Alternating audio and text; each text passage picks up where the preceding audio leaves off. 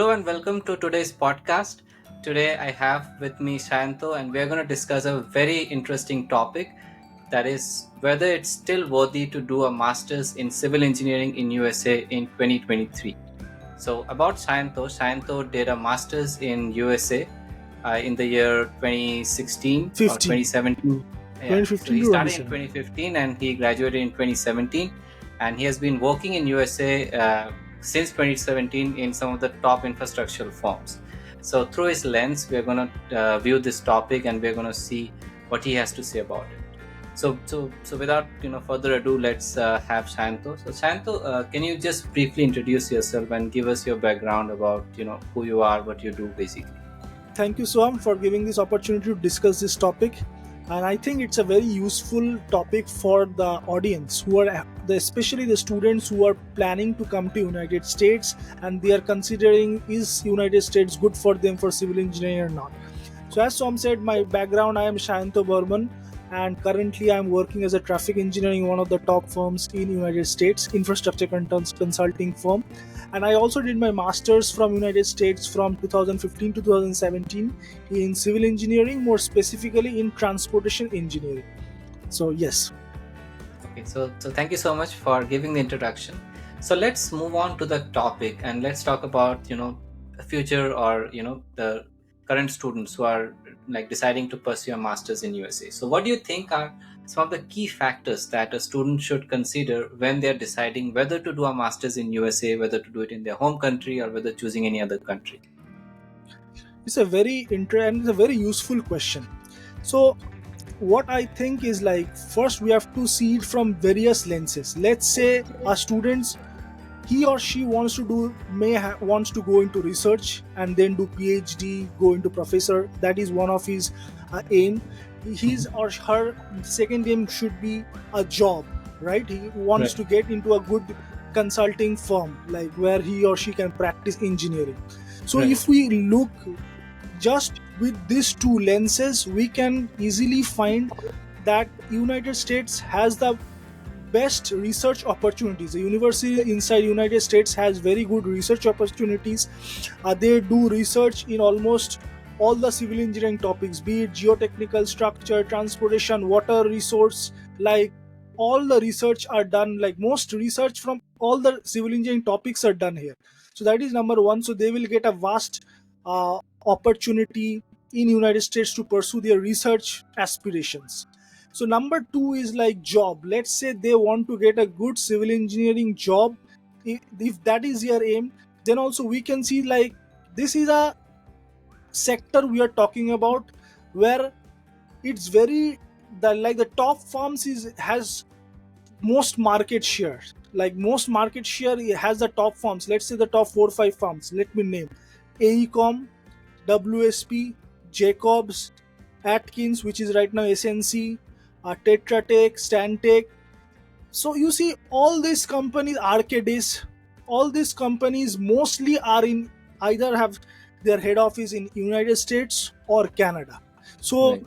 so you can kind of understand the kind of job opportunities we have in United. This topic is from United States, so let me just focus on United States. So you can understand the kind of opportunities we have in United States compared to, let's say, India, right? Now Mhm. I am in from New Jersey. I'm working, as Soham said, in one of the top firms, infrastructure in New Jersey. So right in New Jersey, we have, this firm has uh, around three, like, yes, 3 to 4 offices right in New Jersey. Now we have 50 states in United States, so you can easily imagine how many number of offices this firm has. Let's say in India. So in India, we can see AECOM has 3 offices, right? And one in Kolkata, one in Bangalore, and one in somewhere I don't know, but like, no, 3 offices in all over India. AECOM has 3 offices. WSP right now has 2 offices. One is at Noida and the other one is at Bangalore. They are planning to open one another, I think, in Pune. So even Jacobs has 2 offices in India, right? So you can see the top, and this is the first one of the reason I'm just saying the number of offices when you see, and the and now if we consider the amount of population we have in India compared to United States. United States have 400 million population and India have over a billion population, right? So you can see the number of jobs which are like good jobs. I'm talking about, I'm not talking about You just like going to the site to uh, maybe some testing or doing something. Just I'm just saying good engineering job which needs license to perform. Otherwise, you have to pass some tests so that you can perform that job, right? Otherwise, you won't be eligible to do that job. So based on purely on this fact, US has more opportunities than India.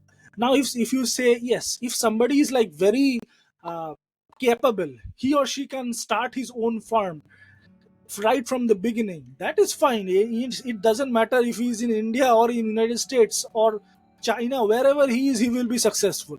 But let's Right. talk about an average person who needs some good opportunities. So just from opportunities side, I just gave you some statistics. Now the second point I would like to say why United States is better in this aspect, because in India you see there is some huge competition for public sector, if to go inside public sector jobs, right? And I have actually in my last 6 and 7 years time, I worked in both public and private sector. My initially I worked in public sector for around 9 to 10 months. I worked, then I shifted to private sector. So here also we gave an exam, but it was like not that competitive. I mean, we had to qualify. That was a rule. We had to qualify, but it was not like the competitive. It was no way that competitive Yeah. the way if we consider what's in India, right? Just for a government job. But and the good thing here is you can switch between public and private sector. You can work in public sector for 10 years. You can go to a private sector and work for 5 years, come back to public sector. So all these are allowed here, and it is the same thing. Public sector has more security, private sector has more money. Those all those rules still applies here, completely applies here, but you can switch. But in India we generally see you can, for general categories you must go inside public sector. Like the eligibility criteria of the age criteria is generally 30, 32 years, something like that, right? Right. You cannot like a 45 years guy, until he cannot be a completely go into public sector, write an exam, right? He can go and get some contract positions, that's fine, like 3 year contract position, they can renew it in some top level position. But I'm saying generally it doesn't happen, right? So from both these aspects, I think it has a good opportunity. United States is, it's a good time for if people wants to do masters in civil engineering in United States, it's a good reason, enough reason to do a masters. Yeah. Yeah, I totally agree with you, and those are really, really good points. So basically, someone wants to have a good education that's there in US, good job opportunities which also there in US, and you can basically work in various sectors of the government, or you can work in private sectors. All these opportunities are available, and a lot more in US than in, let's say, India or any other country. For as you said, many infrastructure companies have their head offices or originate from North America, right? So that is a very good point. And just coming about the timing, because nowadays there's a lot of uncertainty, right? There has been inflation, there has been market tantrums, there have been issues of immigration, right? So considering this global landscape, recent events, and the very US influenced decision making for international students, uh, how has this changed the opportunities, or how has this influenced the decision to, or how would it influence the decision basically of a student, say from your time and recent time in 2023? So that is a very good question. So let's answer this like in two ways. Like you are talking about, yes, there are inflation, uh, economy like stability has reduced a little bit, but this is we are looking through the lens of IT. Like the all the instability it is there in IT. A lot of instability we can see. Meta or Google, they are laying off people. That is happening in IT, but in civil engineering there, like Biden government has pushed a bill which all know, most people know, $1 trillion bill, right? So like lot of job opportunities in civil engineering we can see due to this bill also. Like there are like all the DOTs are getting a lot of funding, and as a result uh, all the private companies are getting more projects, and and a civil engineering project doesn't end in like a year, right? It goes on. Right. And in United States the more interesting thing which many people in India cannot relate, the more time they take in design and less time in construction. In India, they don't do design mostly. I mean, they do very less design and they will do construction for a long time. You see, it's getting built up like since last 10 years, but it doesn't happen like that here. Here, most time they will do in design. Maybe the design phase will be 5 years, 6 years, but when they will start constructing, they will be very fast. All the bridges, they don't want to waste time. If all the cranes and everything are in the, let's say, in the design, in the construction field, then the designers are in huge pressure to perform their activities very fast, because each day the crane is there, it's a lot of money burning, right? So actually here the design phase takes more time, uh, but the construction is less time. Okay, so as I said, since this $1 trillion bill has passed now, it will take some time, like to for the all the cash to burn. You will have projects for 5-10 years, right? After that something else comes. And always, even without the $1 trillion bill, there are projects that goes, right? Every DOT every year they sanction some budget for infrastructure. So I don't think I see, actually, when I talk to leaders, I read their views, opinions. It's a very, there are like a lot of scarcity of civil engineers in United States at this moment. Like they need people who are qualified, like who have a civil engineering degree. They have the proper visa or to work here. That's also very important.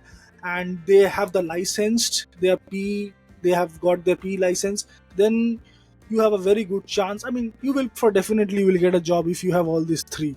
I mean, maybe not in one. I mean, any firm you will get a job. That's for sure. Like it just depends which firm you will get. That is maybe a question. But yes, it has a lot of, as I said, there is scarcity right now of civil engineers in the United States. So thank you so much for the answer, and I completely agree with all the uncertainties that we hear. Most of them are in the uh, IT, as you said, right? The informatics field, basically, which is a little bit unstable in here. But the core engineering fields that we talk about are not that much unstable, and there are a lot of new opportunities actually coming. And as you rightly pointed out, in North America and in other countries, we spend a lot of time planning, designing, and that is to make the execution successful and to make the execution in a most effective time, because execution is very, very expensive. So they want to invest more in planning so that the execution goes foolproof. So all these are really, really good points, and I think that would get someone attracted to come in USA with so much of opportunities in these fields, basically. But before coming to USA, the easiest option is, and I think the only option, I think, is to do a master's and then basically get the visa. Because of the visa application process, it's very, very hard in the core engineering field to get a job directly, right? So let's move on to the benefits, basically, of studying in US, right? So how do you think the quality of education, research opportunities, the faculty expertise in the USA compared to any other countries? So I have experience in India and United States. So basically, I can actually tell from both these scenarios, right? Hmm. I don't know how it may be good in Israel, Russia, right? I'm not Right, sure. So right. let's talk about these two countries. Hmm. So the quality of education, I think, is good even in top IITs in India, like the top elite institutions, like top 30 institutes in India. The quality of education, they have like renowned professors even in India.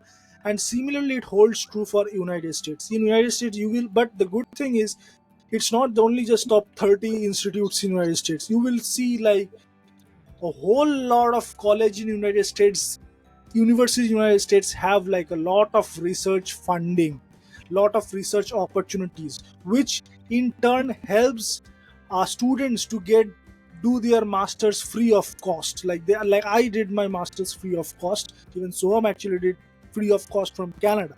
So the way I did it, like I got a RA opportunity. My professor has research funding, federal, the F dot funding my professor had, and he was hiring students, and I got the opportunity at that time to become one RA, and I did my entire masters free of cost. So this is just want to explain you like how it works. Like you will get lot of research opportunities in United States which will help you to.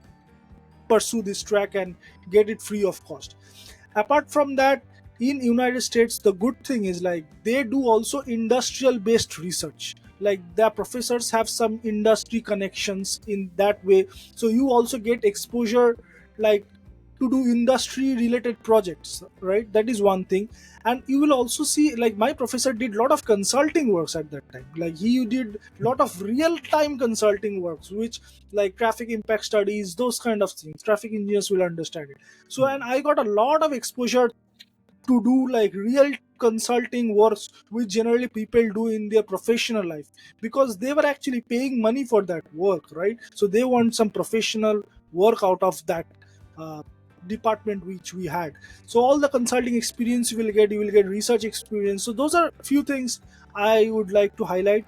But I think the regarding the quality, both the top 30 also have good quality professors. Here they have also very, it's very difficult to become a professor in United States, that is for sure. You need a PhD from top college, a post PhD, good research papers, publications, and then also you may not get a professor position, Okay. but you might get a professor position. But it's very difficult to become a professor in United States.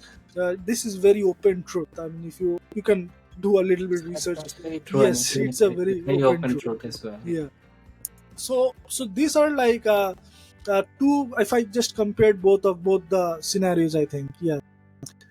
Okay. Yeah, I Yeah. think. So Yeah. that's yeah. So that's a great way to answer the question. And I totally agree with the kind of research that goes on in USA or in North America.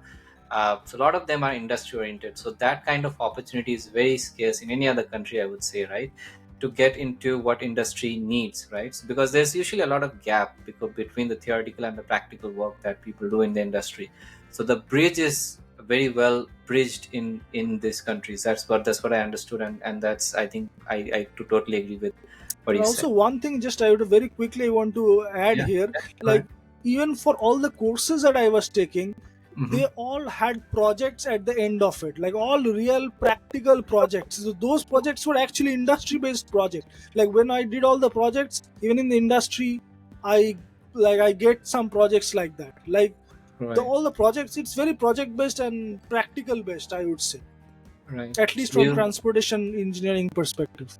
yeah, even structures, there's a lot of projects, you can apply your theoretical knowledge hand Hmm. in hand, right? Which makes it very very useful for people, so that they don't forget it and they know how to apply it, right? When time Exactly. comes, they can apply it. So that's great, and thank you so much for the answer. So we talked about basically the positive points, right? About USA, about master's program in USA. So let's come into the challenges and consideration that people have or would have basically in US. So what do you think are some of the challenges or potential hurdles that students should be aware of when they are considering studying in USA? Yeah, this is a very good question, Som. So there are like two challenge and hurdle that I can think of, which is very clear cut challenge. One is the cost, the tuition fees, living expense, all the cost if you combine. So this is a huge cost. Like let's say I can give you an estimate. If it let's say total in tuition fees, you might in a good school, you might, you are expecting around $40,000, $30,000 to $40,000 total But 2 years, right? okay, Not okay, per year, yeah, total. I'm saying total 30 to 40, right? And then you have some living expense. Like let's consider living expense as 10,000 per year, so total 60,000, 50 to $60,000. It we You are expecting around at least 50 to 60,000. It may be a little more, maybe a little less, right? But yeah, this is one of the definite, like $56,000, I'm saying, right? So yeah, this is one which of is the, like yeah, you 48 just 50 lakhs, right? convert, we multiply with 80, Right. right? And that number is in rupees, INR. Yeah. So this is, yes, a very well recognized challenge. So you have to handle it with like intelligence, I would say. Like you don't need to go for the top elite college and then pay this. And even in elite college, it is like $60,000. Maybe you have to pay per year. It can happen in Ivy Leagues, right? Those are more expensive actually. If so, basically what you can do is like, I mean, you can use your intelligence a little bit here and try to get funding. The reason being, when you get funding, the when you get a research opportunity and your entire tuition, like our entire tuition fees was waived, trust me, it's like you get a lot of peace of mind if you can manage something like that. Or else you go for a university which has lower tuition rates, because once you get a job, trust me, whatever you will earn, even the guy from Ivy League will earn the same as a civil engineer. I'm talking as a civil engineer, and after that, it's all about your experience and how you actually perform in that job, and how you switch to other companies, how you can negotiate. All those skills will start coming up, right? After that, nobody will ask which college you are from. Like, are you really? Can you do the job? Are you an asset for the company? Did you complete your PE license? All this will come into question, right? So that is my first advice. Either go for institution which has lower tuition rates. I'm not talking about, don't go for a college which is not ranked itself. That will be a little bit risky, but I mean, still, if you can manage it, that's fine. If you have the confidence that you can go to a college which is not ranked and still you will get a job at AECOM, WSP direct, because you have that much confidence, then I should go for it. It's good. But you can at least go for a ranked university and try to get a funding. If you get a full-time funding, that's very good. Like, try to get some like scholarships, try to do a job at inside the university. So that is some number one challenge that students will face, which is tuition. And I said some ways they can uh, go over it, right? So number two is, like, for sure, it's also very well recognized challenge, the visa issues that students face. Like in civil engineering, the thing that happens is companies or employers do not know as well as the IT companies. Let's say Google, Amazon, they know H1Bs, they know green card, PR, all those things, right? Because lot of immigrant from India or from China, from other places in the world, they come to work for IT companies, so they know this how this process works. In civil engineering, you might have to face a little more challenge, I would say, because because you see, you can't work for the I worked for the public sector for the first 10 months, and the reason I left was because they were not filing my H1B. They were not doing my visa process, because they don't do at that time. They were helping me, they were willing to do it, but I do not want to risk more time there, because in case it fails, I don't want to be the first guy doing all the experiment. So I just moved into another consulting top consulting firm, and they made my process very simple. So your target should be the top 4, 5, 6 companies in the United States. I can name them also: AECOM, WSP, Jacobs, Atkins, uh, and Stantec, those kind of Arcadis. So these top firms, they have good lawyers. They know how the process works. They know everything. They have lawyers with them. The managers know. You will find a lot of international managers also in New York, New Jersey, California, Texas. There will be international managers. They know all those things. And the other thing, the public sector, you have very less chance. Public sector doing your green card, and then the small firms comes. That is a good thing actually. Small firms have like one advantage, one disadvantage. The advantage is you don't have to go through a lot of loops. Like, you don't have to talk with your HR, your law department, and then HR says we can do it, but the law department is saying no, you haven't finished 2 years or 3 years in the company. All those things won't happen. Like, first you have to get approval. Like in a big firm, this happens. First, your managers and your team should like you. They should think you're valuable. Then your HR should like you. Then the law department should like you. And I mean, all these things should come in a sync. And if everything comes in a sync, your process will run very fast. So that is one thing. But in small firms, if your manager says yes, we will do it, everybody will say we will do it, because you can directly talk with HR, directly talk with your lawyer, like face to face. You all sit in a one firm. So that is a good thing about small firms. It can make your process faster, but the other time they are not willing to do it. I have seen mostly they are not also willing to do it, because it costs a lot of money. Even for green card, it takes like $15,000. The entire process I'm talking about, $10 to $15,000, I think. And so that is one concern. So you have to, and also you have to choose your your work location wisely, I would say. Let's say in a location like New Jersey, Texas, New York, you will find companies who are more willing to do your all this visa process than if you work in a company which is in Michigan, where it's where very less internationals are there. They don't know the process, right? Mhm. Or so you have to work in a location also where a lot of people understand what you need, basically. So yeah, the two challenge in short, which is like the money, and number two is visa. I just elaborated a little bit more No, to explain that's it. great actually, and it's a lot of insight actually to people who are, because it's very important to understand the challenges and consideration before moving to a foreign country, right? Just in short, are there is it a lot of cultural shock and lifestyle adjustment as well in US, or is it doable? Like, how do you feel about those challenges? Yeah, cultural shock is it's a lot of like your independent life is a little bit more preferred. That is how the way of life in United States. You have to do everything alone, I would say. And yes, people like their privacy. Those are few shocks you will get, and of course the accents. If different cultures have different accents, you have to get used to those things, right? Right. And the other challenge you said, which one? So Cultural basically, and lifestyle adjustment. lifestyle. Yeah, those are basically cultural lifestyle.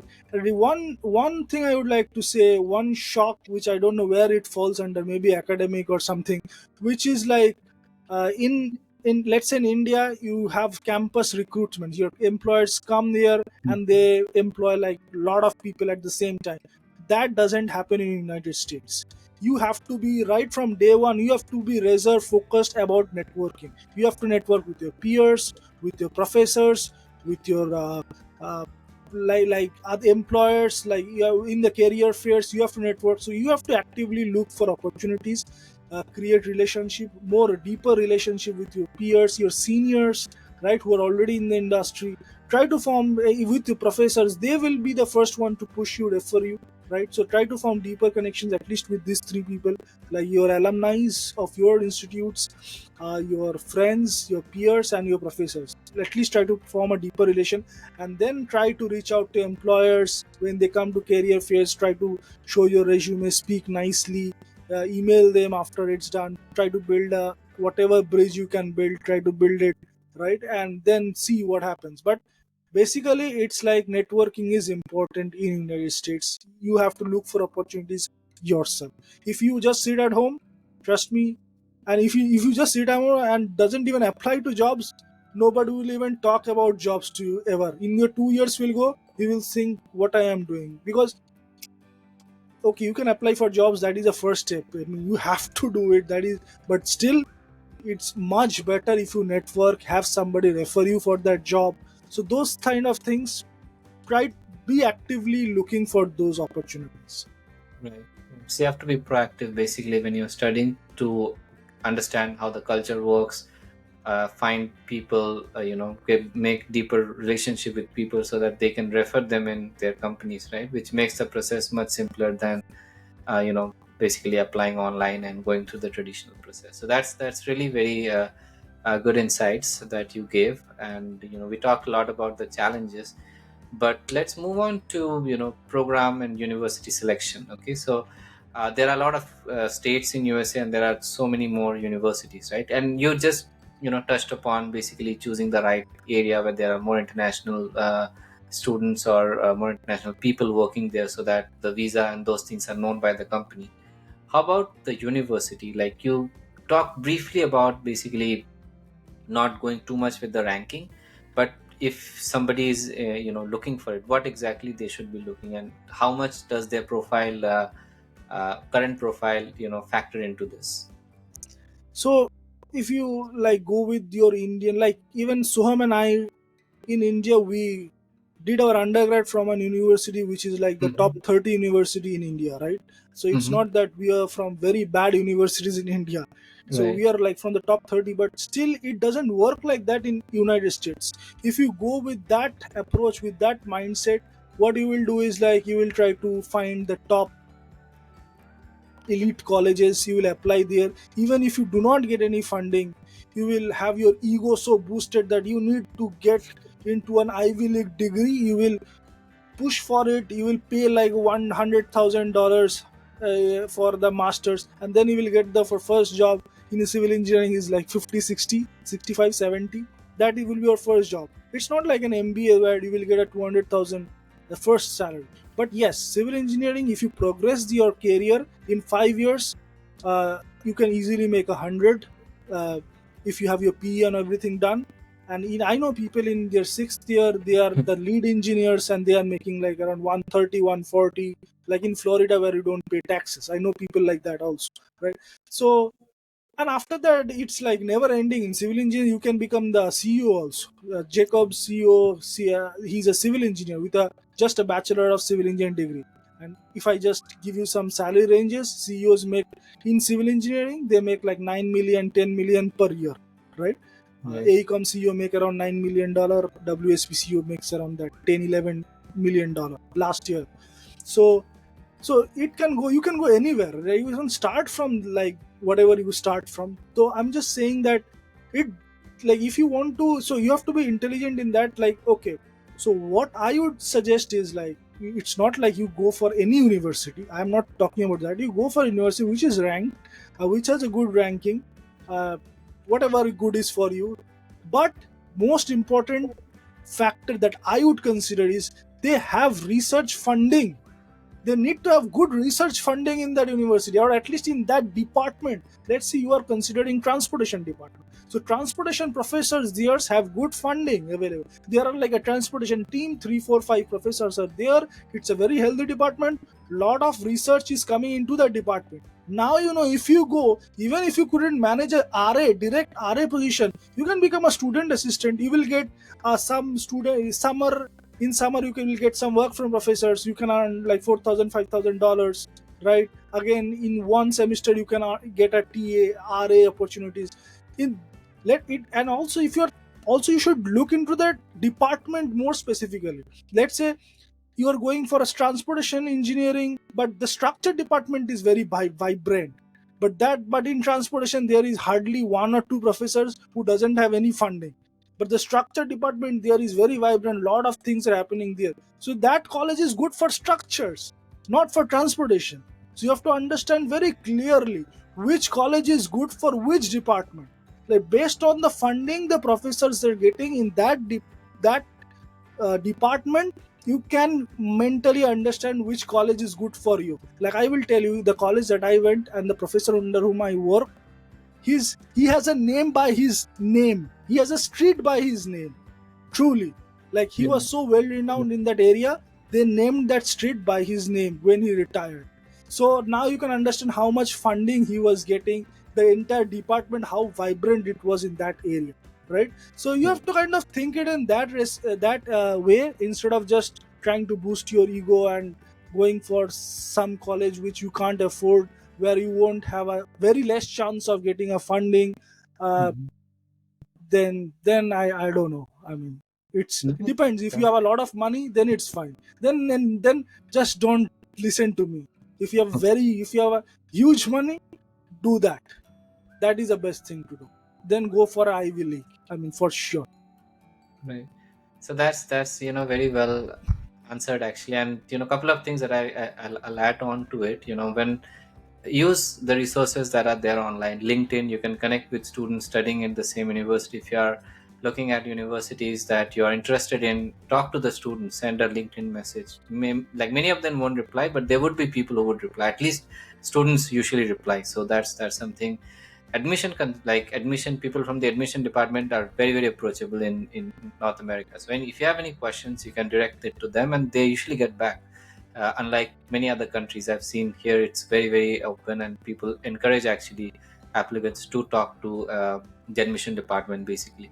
So all these and of course, as Santa mentioned, all the other things are very very applicable. So very well summarized, and I think we talked a lot about whether a person should do a master's in USA in this situation, right? So thank you so much, Santo. So in brief, I'll just summarize what we talked about. We talked about the factors that someone should consider, the the current scenario is really really good for infrastructural any person who is pursuing their field in infrastructures, because there's a lot of things that's coming up and a lot of spending that government is willing to do. A lot of advantages we talked about, right? Better education, more jobs, better salary, right? So all these are things people look for. There are few challenges, but you also talked about ways people can overcome those challenges. So and very very nice tips on how to select a university. So once again, thank you so much. And if you want to say some last words or some suggestions or advice, you can, you have the floor. Yeah, I think I kind of covered everything, but I wish all the best to all the students, because Soham and I do this episode. We also bring some people who are very successful, who are actually willing, who are working in the field. So if you guys have any questions, specific question regarding specific field, you can ask us. We will try to contact somebody who is in United States, and will try to bring your questions in front, right? So because that's what we do. And regarding my advice, always wish you all the best. I mean, I just use your resources in a better way, that's I will say. And just use your senses, don't get be too egoistic, or uh, you need to know what is your purpose. Like, you need to find a good job in a good company, at least initially. Then later maybe the purpose can change. You might have to, your purpose might be like, I'm ready to take a risk and open a company, this field, that field, whatever. But initially you are coming to United States to get a good job at a good company, get all your visa works done. Just know your purpose, and know you have this much resources. You don't have unlimited resources. How to maximize that and be focused. I think it will be very smooth. It will be not very smooth, it will be much smooth than you just haven't done this research, haven't, your homework is not correct, and you're just kind of swaying this way, that way. Then it might get a little challenging, but trust me, if it's very focused, it will be much smoother and much easier. So thank you so much for those words. And with this, we come to the end of today's video. If you like this content, do subscribe to our channel. And if you like this video, share it with your friends whom might help from this video. And we'll see you all in our next episode. So thank you again. Thank you, everyone. And also don't forget to like and that bell icon, right? Just Yeah, click that bell icon. to get Thank you. future notifications. Thanks. Yes, thank you. Bye.